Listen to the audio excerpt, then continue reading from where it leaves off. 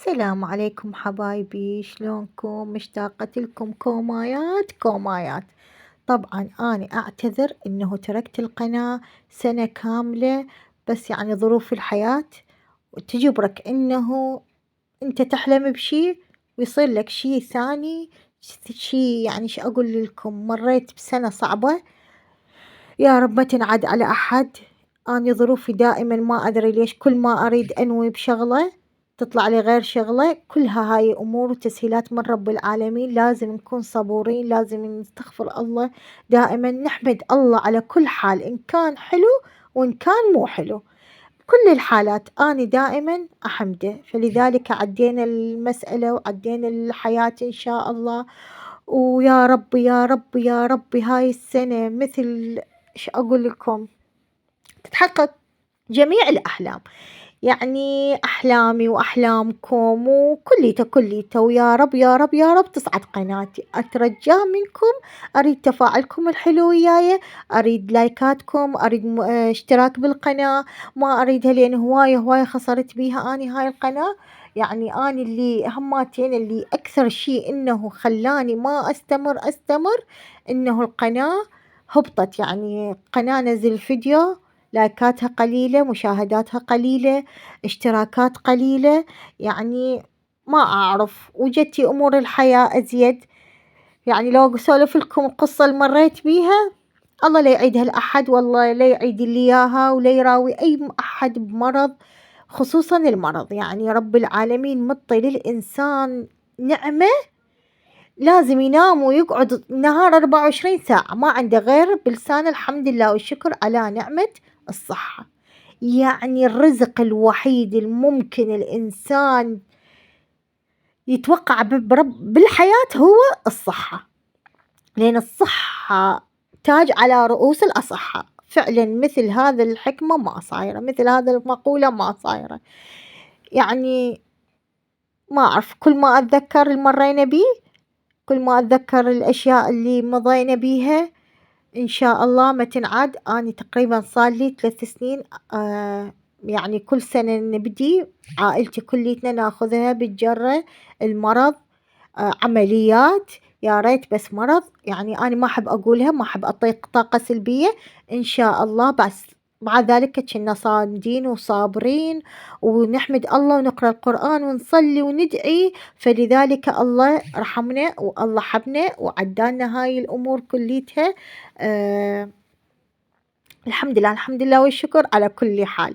فنرجع الفيديونا ونرجع لكم إن شاء الله. وهذا أول فيديو يرجع. طبعا أنا توقفت العام قبل رمضان، كنت مش آخر فيديو مشتريات رمضان، وهالسنة رجعت إن شاء الله قبل رمضان.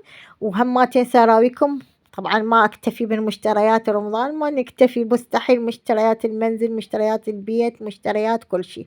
بس هذا الفيديو كان المفروض أنزله وقت كأس الخليج، لأنه كانت التحضيرات والتجهيزات كليتها على مود كأس الخليج. وألف ألف ألف ألف مبروك لمنتخبنا، وإن شاء الله بلدنا يوصل مراحل تقدم، وشوية نعوض عن الأذى ونعوض عن اللي يصير بالعراق شوكم ويا الغلا.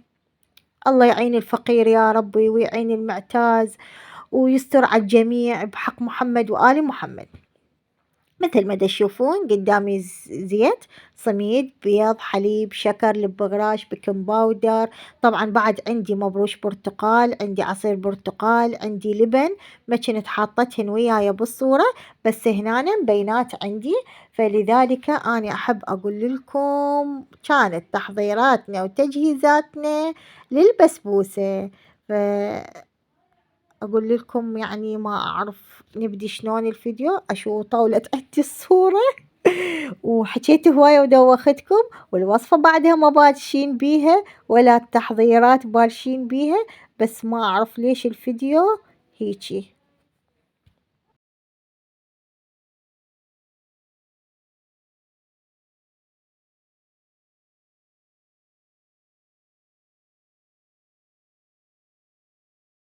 رجعنا نكمل الفيديو وياكم، مشيته شويونة ما أدري بعد بالمونتاج عشان حيصير مثل ما تشوفون. درت كوب لبغراش، 3/4 كوب شكر، بس هو كان مبين كوب، إذا تريدون قللوه على راحتكم.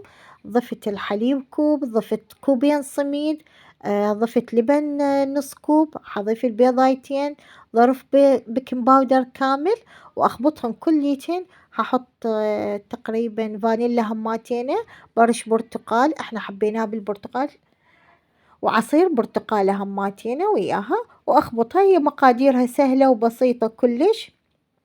والقالب طبعا لازم يندهن راشي، يعني من كل وبد تدهنين القالب راشي. حاولي انه ما تدهني زيت او طحين، او لان هو مو كيكة، بس باعوا شكلها عجبني، صارت مثل الوردة. وندهن القالب كليته بالراشي، تعطيها تيست كلش طيب ونكهة طيبة. فهذا القالب كليته، بعدين أديره عليه وأدخلها الفرن لحد ما تشوفين حوافيها استوت. هاي ورا ما درتها بالقالب ونطبطبه على مشك وهوا، نطلعها لحال الكيكة. وهنا أنا كملت عندي، فهسه عيفها تبرد وأحط لها الشيرة. أنا الشيرة حارة، الشيرة طبعا مقاديرها معروفة، كوبين شكر، كوب مي. ما تخبطيها أبدا، لا تخوطيها، عيفيها تفور يلا تخوطيها. هيل وشوية عصرة ليمون، شوية لمن دوزي بكيفكم.